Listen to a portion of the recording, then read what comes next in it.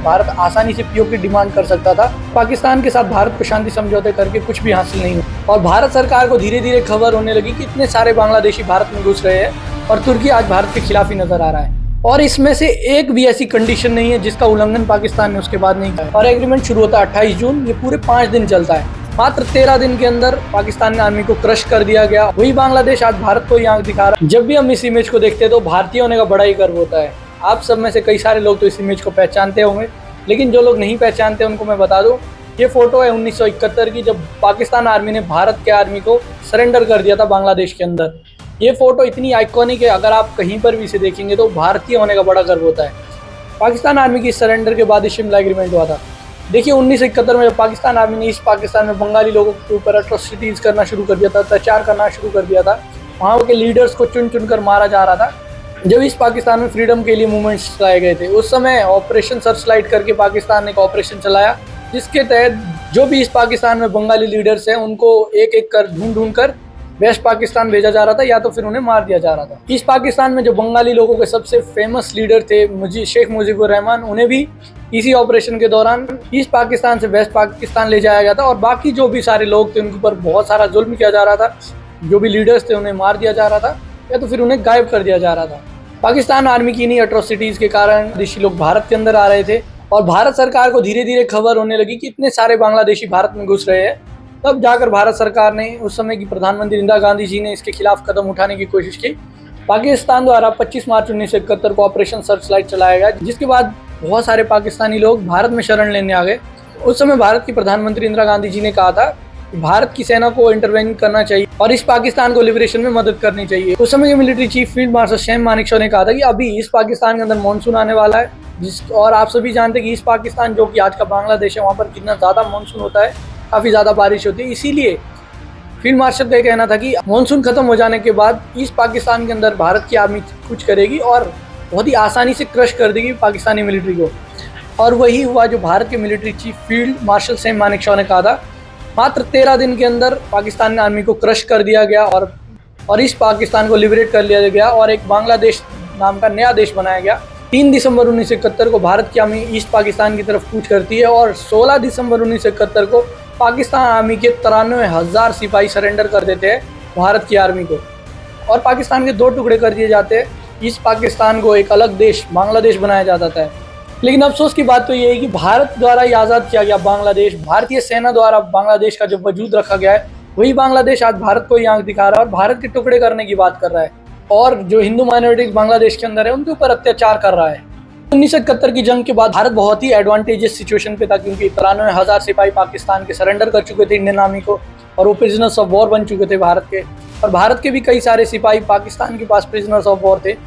और इसी के बाद शिमला एग्रीमेंट की शुरुआत होती है, जो हिमाचल प्रदेश की राजधानी शिमला में होता है। और एग्रीमेंट शुरू होता है 28 जून, ये पूरे 5 दिन चलता है। भारत की तरफ से इस एग्रीमेंट का नेतृत्व कर रहे थे भारत की प्रधानमंत्री इंदिरा गांधी जी, और पाकिस्तान की तरफ से पाकिस्तान के राष्ट्रपति जुल्फिकार अली भुट्टो, जो बाद में पाकिस्तान के प्रधानमंत्री भी बन गए थे। देखिए इन 5 दिनों में पहले 2 दिन तो बहुत ही नॉर्मल बातचीत हुई, नॉर्मल डिप्लोमेसी से इस मामले को सॉल्व करने की कोशिश की गई, लेकिन पाकिस्तान की तरफ से कई सारी रिलेक्टेंस नज़र आ रही थी। उसके बाद जुलाई 1 को ये बातचीत बहुत इंटेंस हो गई। इसके बाद एक बार ऐसा भी पॉइंट आ गया था जब शिमला एग्रीमेंट कैंसिल होने वाला था, लेकिन भारत और पाकिस्तान के डिप्लोमेट्स जो इसमें काफ़ी इंपॉर्टेंट रोल प्ले कर रहे थे, उनकी बातचीत के बाद ये मामला किसी सॉल्यूशन की तरफ निकला और 2 जुलाई को जुल्फिकार अली भुट्टो तैयार हो जाते हैं शिमला एग्रीमेंट साइन करने के लिए। शिमला एग्रीमेंट के अंदर कई सारे कंडीशंस रखी गई थी भारत की तरफ से, जिसमें एक थी दोनों ही देश मिलकर डिस्प्यूट को रिजॉल्व करेंगे, साथ ही साथ लाइन ऑफ कंट्रोल का कोई उल्लंघन नहीं करेगा, उसका रिस्पेक्ट की जाएगी। उसके बाद प्रिजनर्स ऑफ वॉर थे जो उन्हें एक्सचेंज किया जाएगा दोनों देशों के बीच। दोनों ही देशों के जो अफेयर्स उसमें इंटरफेयर नहीं करेगा कोई भी देश, और दोनों ही देशों के बीच शांति बनाए रखेंगे।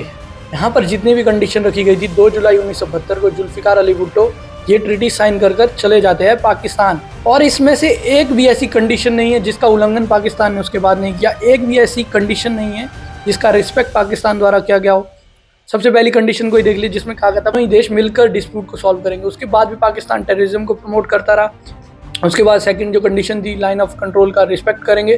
उसके बाद 1999 में पाकिस्तान LOC क्रॉस करता है, जिसका रिजल्ट एक बार फिर पाकिस्तान को मुंह की खानी पड़ती है। कारगिल में युद्ध होता है और भारत वो युद्ध फिर से जीत जाता है। और उसके बाद जो सबसे इंपॉर्टेंट यहाँ पर कंडीशन थी, जो प्रिजनर ऑफ वॉर थे पाकिस्तान के भारत में और भारत के पाकिस्तान में, उनको छोड़ा जाएगा। भारत ने 93,000 सिपाही पाकिस्तान के छोड़े, जिसके बदले में पाकिस्तान ने सिर्फ 600 सिपाही जो प्रिजनर ऑफ वॉर थे भारत के, उनको रिलीज़ किया। लेकिन 54 जो सिपाही भारत के आज भी जो मिसिंग है, वो कहा जाता है कि पाकिस्तान की जेलों में थे, पाकिस्तान ने उन्हें कभी भी छोड़ा नहीं। और उनके जो परिवार वाले हैं उनका तो यही कहना है कि वो पाकिस्तान के जेलों में थे और आज तक वो मिसिंग है, आज तक उनकी कोई खबर नहीं है। 54 सिपाही भारत के पाकिस्तान ने कभी भी नहीं छोड़े। इसमें एक भी शर्त ऐसी नहीं है जिसको पाकिस्तान ने पूरा किया हो, चाहे वो फिर कहा गया हो कि भारत और पाकिस्तान दोनों ही देश शांति बनाए रखेंगे। लेकिन पाकिस्तान ने जितनी भी कंडीशन साइन की थी उनमें से एक भी पूरा नहीं किया। उसके बाद टेररिज्म को प्रमोट करता रहा, उसके बाद कारगिल जैसे वॉर हुए और भारत ने दूसरी तरफ पाकिस्तान के साथ ईमानदारी दिखाई जब 93,000 सिपाही पाकिस्तान के वापस कर दिए गए, जबकि भारत उस समय काफ़ी ज़्यादा एडवांटेजेस सिचुएशन पे था। भारत आसानी से पीओके डिमांड कर सकता था और पाकिस्तान को बहुत ज़्यादा प्रेशराइज कर सकता था। लेकिन भारत ने पाकिस्तान के समय शिमला एग्रीमेंट में जो प्रस्ताव रखे थे उससे एक शांति प्रिय माहौल की उम्मीद की थी, लेकिन पाकिस्तान ने कभी भी शांति की तरफ कोई कदम नहीं उठाया। 1971 से लेकर आज तक 2025 तक पाकिस्तान लगातार टेररिज्म को प्रमोट करता रहा, चाहे उरी का मामला हो या पुलवामा या फिर पहलगाम, और चाहे अब ऑफिशियली भारत और पाकिस्तान एक दूसरे के आमने सामने खड़े हो गए हैं। यहाँ पर अगर देखा जाए तो पास्ट में इंसिडेंट्स को देखा जाए तो पाकिस्तान कभी भी शांति की तरफ तो नहीं था और भारत हमेशा शांति की पुकार करता रहा। भारत हमेशा चाहता था कि पाकिस्तान के साथ रिलेशन अच्छे हो जाए, लेकिन अब भारत को यहाँ पर मजबूती दिखानी होगी कि शांति प्रस्ताव से कभी भी भारत का फायदा नहीं हुआ है, ये बात समझनी होगी।